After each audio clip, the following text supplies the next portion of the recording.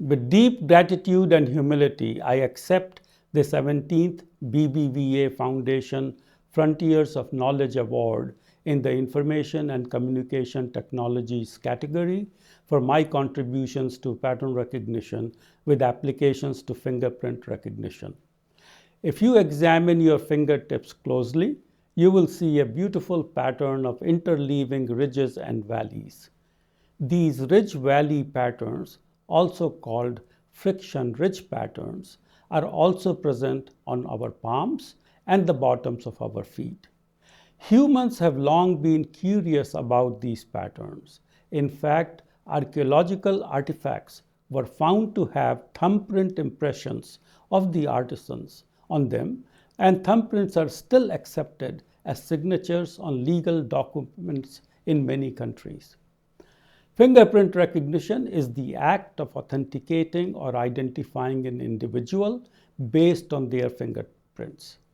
This idea was initially driven by law enforcement needs. The Habitual Criminals Act of the British Parliament of 1869 formalized the identification of repeat offenders, grounded in the premise that fingerprints are both unique and permanent. Scotland Yard adopted fingerprint identification in 1905, as did the FBI in 1924. The identification was conducted manually by trained human experts. The use of computers to recognize fingerprints did not emerge until 1980, when the first automated fingerprint identification systems became available. In 1990, I was presented with an opportunity to explore the topic of automated fingerprint recognition.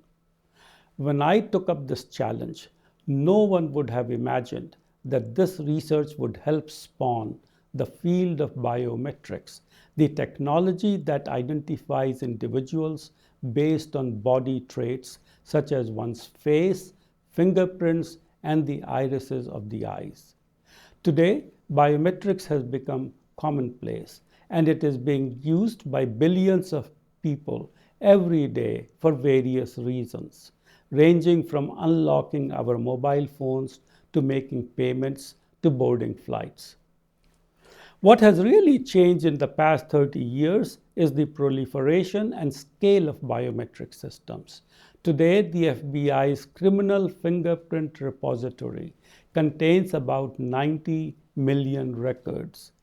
Every country in the world also maintains such a database, which can be searched to find a person of interest. On September 11, 2001, the United States tragically faced its worst terrorist attack. In the aftermath, the United States Congress enacted the Enhanced Border Security and Visa Entry Reform Act of 2002, which allowed the use of fingerprint recognition for entry and exit of visitors to the United States. Most countries followed suit, and international travelers now encounter some form of biometric identification at airports to enhance security. Biometric recognition has also been applied to prevent fraud and improve user convenience. Examples include Disney Parks' use to stop ticket sharing, India's national ID system Aadhaar, a billion-scale biometric ID program empowering the underprivileged, and Apple's Touch ID and Face ID for unlocking phones and enabling mobile payments. The following statistics are phenomenal. India's Aadhaar processes over 80 million biometric authentications daily, and about 1 billion mobile phones shipped in 2024 had built-in biometric authentication.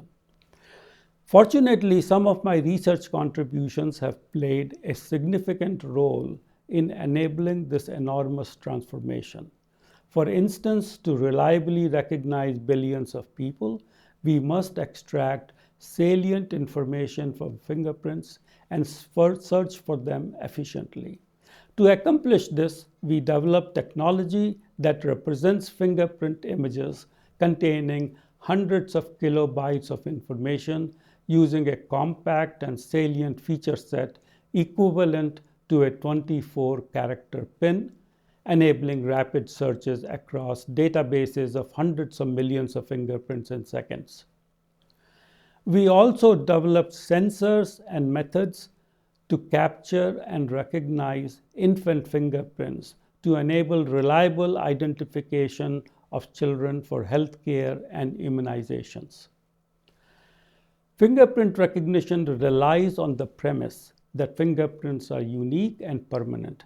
However, this was merely a conjecture until we developed statistical models to scientifically validate these claims. Not surprisingly, the wide deployment of fingerprint recognition systems started attracting the attention of hackers and raised concerns about data privacy. For example, we must ensure that a finger presented to an authentication system is real and not an artificially crafted copy of a fingerprint or a fingerprint which has been intentionally mutilated in an effort to evade identification as depicted in the movie Men in Black. To counter such threats, we developed privacy-preserving fingerprint matching algorithms as well as methods to detect artificial and altered fingerprints. As seen on CSI, the crime scene investigation TV drama, smudgy and partial fingerprints found at crime scenes provide one of the most valuable clues to identify a suspect. We were able to make many algorithmic contributions for more accurate search with these prints, while minimizing wrongful apprehensions. Across all of these applications of my research, one of the most gratifying aspects has been witnessing how these contributions have moved beyond the laboratory to make real-world impact. With growing world disorder, security threats, financial fraud, and economic disparity, identifying human beings reliably will continue to require biometric recognition. Once again, I am humbled to receive this award.